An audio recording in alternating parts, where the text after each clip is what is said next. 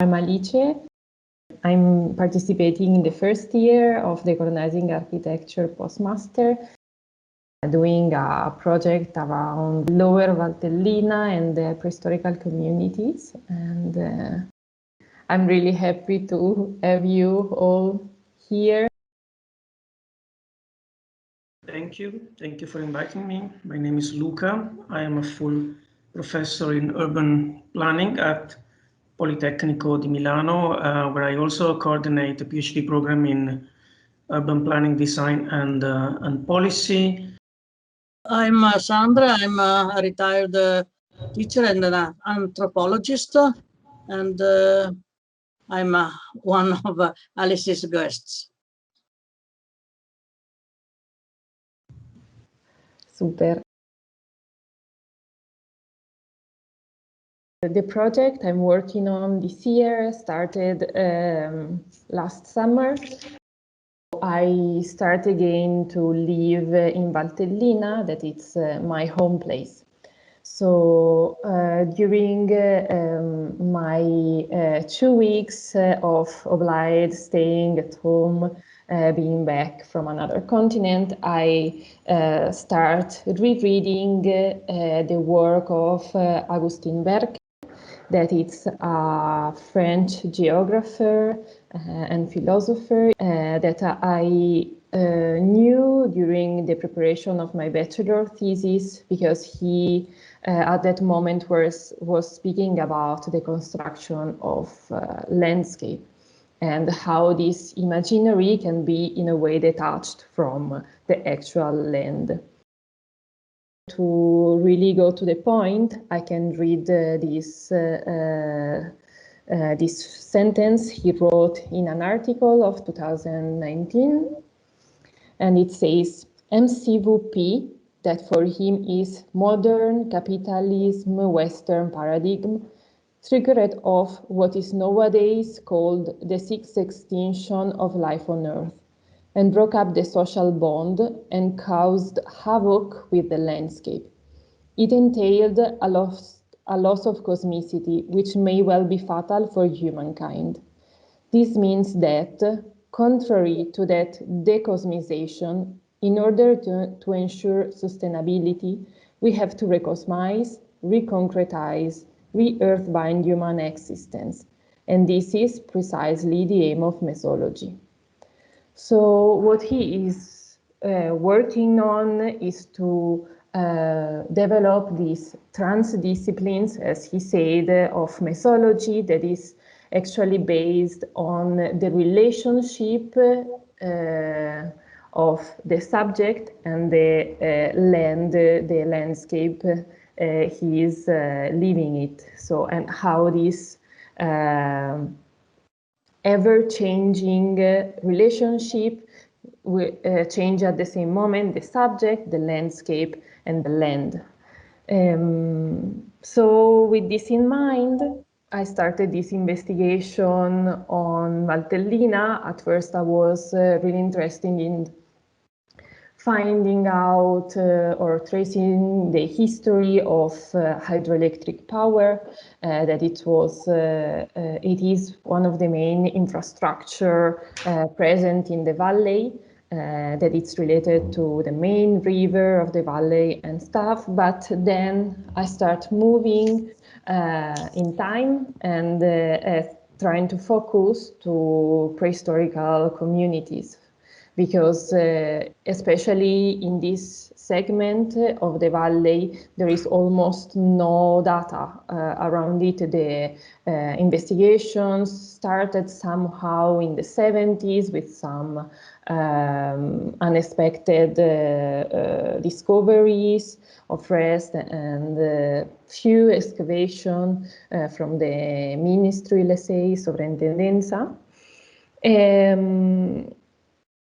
And so what I did, it was like to start searching in local archives, basically in the library, and found some spots that were indicated as maybe, I think there is like a Castelliere, a Motta, in this place, and this road is for sure Romance, but we found rest of a Palafict village around it, and then there are a lot of coppelle, that it's like a specific carving of stones in this area. I can also say something about the practices I was developing, and I will try to develop due to this research. So at first I was thinking of producing some audiovisual material, but since one of the most relevant things was also not finding something, because this rest was flushed away by waters, by time, by the overlapping of the histories, I moved to an audio practice. So I start going to these places and do some recordings made by non-human and human activities. I elaborated them digitally, and somehow they became a body of paesaggio sonoro, like audio sonic landscape. I was really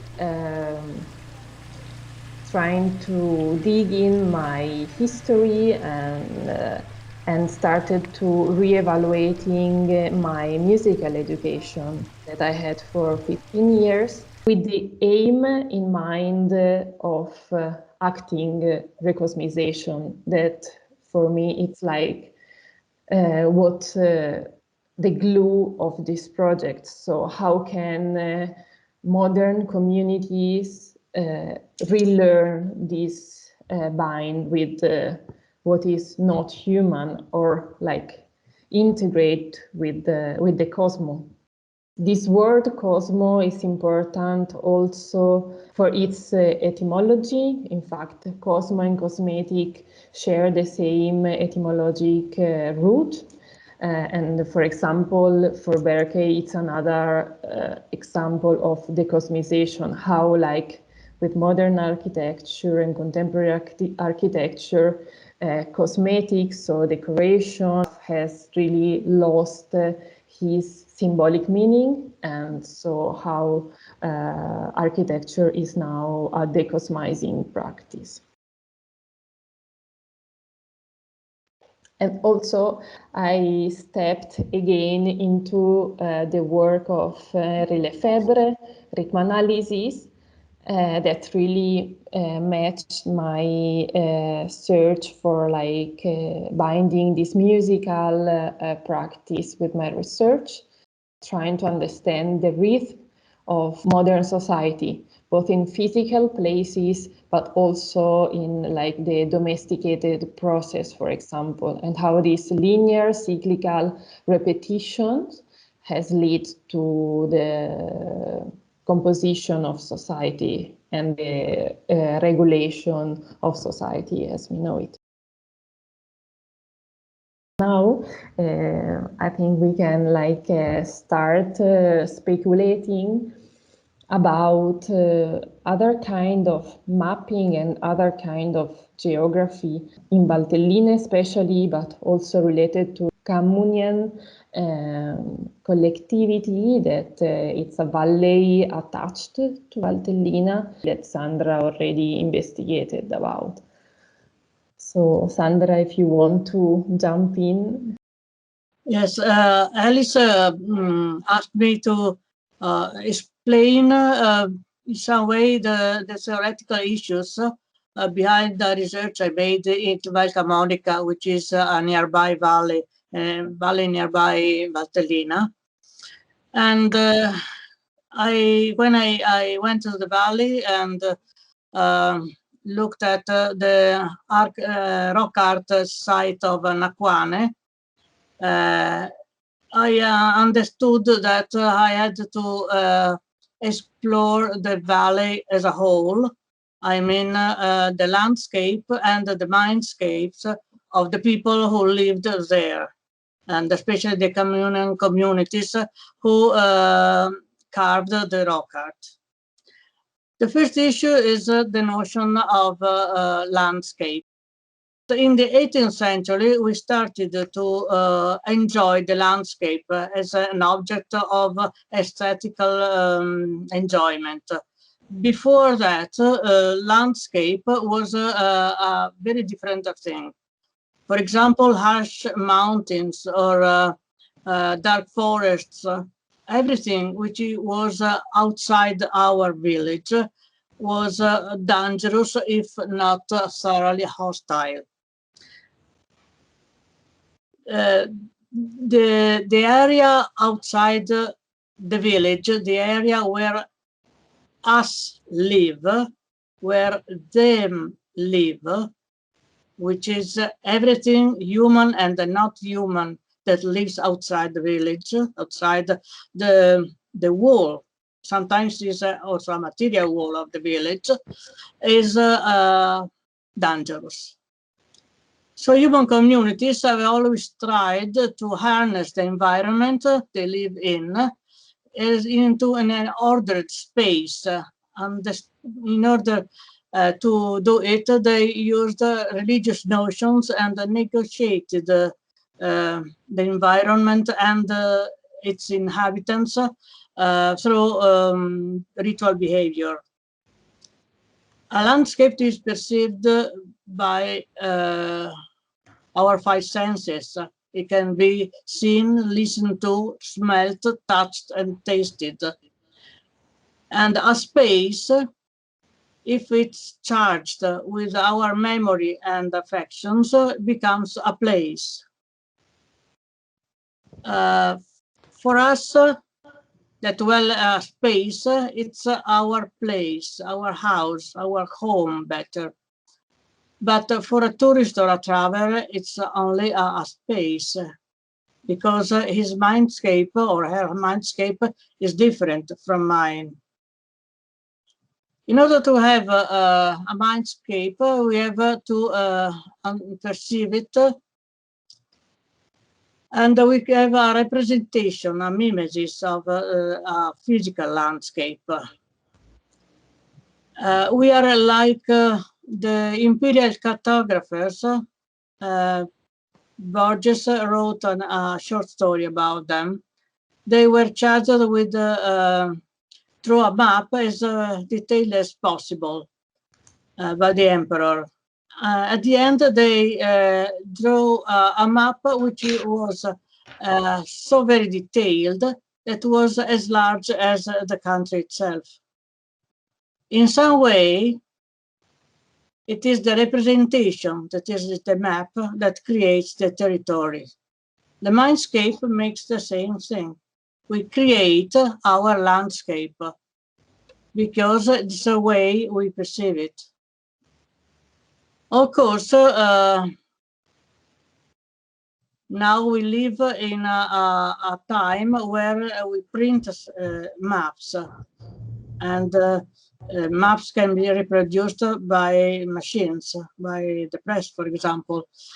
Once they drew religious geographies and created them by means of drums and so on. Flavia can show you a drum of this kind of, I can see that maybe you didn't, maybe you know that the Sami or the drums or the Siberian people's drums, they have maps which are not physical landscapes. Vediamo se si può vedere. Aspetta, no, aspetta. Stiamo tentando di far vedere. È che... ecco, adesso lo vedete meglio.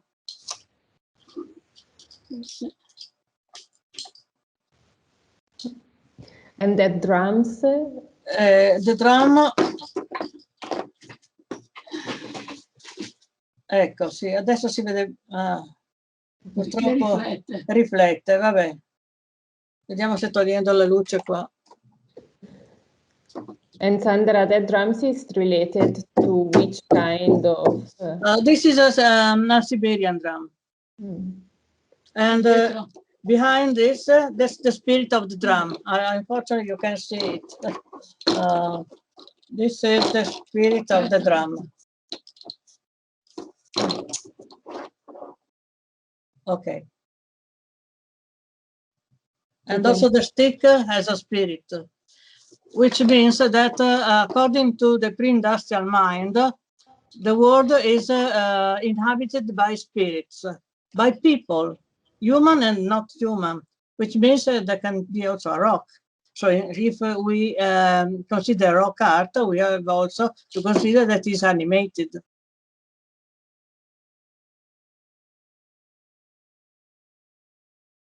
The second theoretical issue deals with the fact that with the question, can we reconstruct the past or past mindscapes? And I wanted to quote the title of a book, a very famous book about heritage, Lowenthal's book, The Past is a Foreign Country, which comes from the memorable opening line of the novel The Go-Between. The past is a foreign country. They do things differently there, which means that if we want to understand a landscape, especially a past landscape, we have to learn its language. So I adopted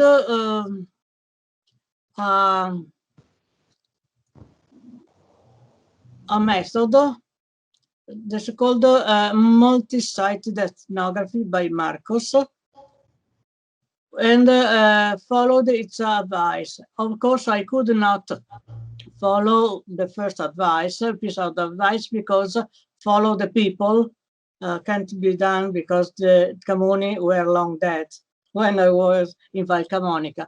But I could follow the other pieces of advice, in particular, follow the thing, follow the metaphor, follow the plot, story, or allegory, and follow the conflict. In this case, between the living and the dead, the miners and the spirits of the mine, and so on. And I can do that because I have the help of people who still live and believe in things very similar to that of the Camoni. For example, the Samis, the Siberians, the Huicholes, or the Navajos, for example. So I reduced everything. Of course, I used the word, the thing in the broadest way possible, and I reduced them into phonemes. Because if we consider the mindscape a map, the map has symbols, and a map and its symbols is a text. If I have a text, I can translate it. Of course, something can be lost in translation, but I can translate all the phonemes into words and into sentences, and to understand the mindscape of the Camoni people or every other ancient mindscape and landscape. Thank you, Sandra. With Luca the other day, we were speculating also around different time of modernization, like different traces in the landscape. Okay. When I started my conversation with Alice, I was attracted by her concept of recosmization, or adopted by Berg, of course. What attracted me was the use of recosmization as a method to achieve decolonization. What immediately was clear to me is the need to reshape the relationship between mankind and the earth as a basic necessary step towards recosmization and decolonization, particularly for the Valtellina Valley. To make this point more clear, in my understanding, recosmizing the valley and recosmizing ourselves is one and the same process. In my opinion, recosmizing is something that challenges the very existence of the modern subject as an individual. So recosmizing is a concept that may be addressed only based on the recosmizing starting from the subject, including the modern subject. And therefore, the research undertaken by Alice is first of all addressed to herself, to recosmizing herself, and then possibly recosmizing Valtellina.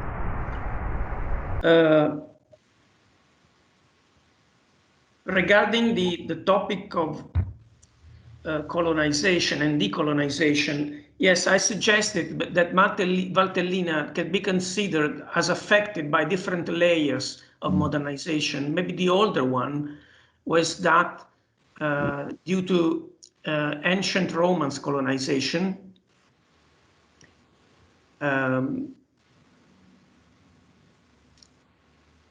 to 2,000 years ago, more or less, with profound traces impressed on the landscape. And here we come directly to the original meaning of landscape as scaping of the land, as shaping of the land, because the Roma literally shaped the land.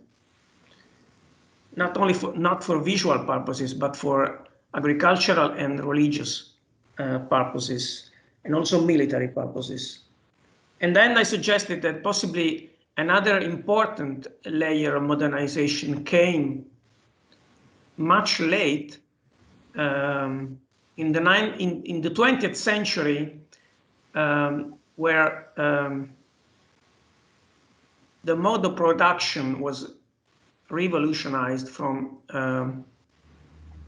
local agriculture to a different kind of production based on the market and an indirect relationship between producers and consumers.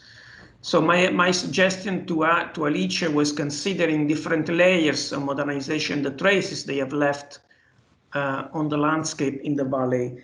To do this, a couple of authors that may help. On the one hand are André Corboz with the idea of territory as a palimpsest, for example, but also, and more importantly, Henri Lefebvre with his book on the production of space. Why Lefebvre? Because he deals with space as something produced and completely different in pre-modern, pre-capitalist societies and in capitalist societies.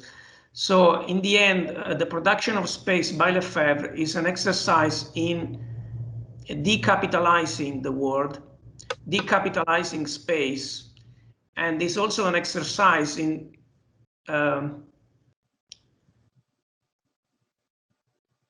describing this layering of space across history.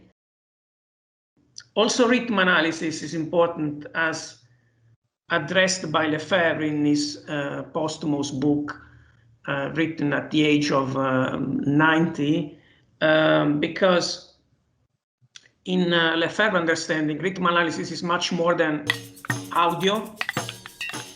It's something involving all the senses, including the smell, including a perception that is much broader than the visual one. And don't forget that for Lefebvre, rhythm analysis is knowledge, but also therapy. So is a therapy for the body, make the body able to perceive rhythms, its internal rhythms and the external rhythms, natural rhythms, mechanical rhythms, and so on and so forth. So, yeah, these are my points. Thank you, Luca. So what to say? I don't make questions, I just big appreciations for what you just wanted to share, and thank you, Alicia, for actually introducing both. I just feel it's like a beginning of a conversations.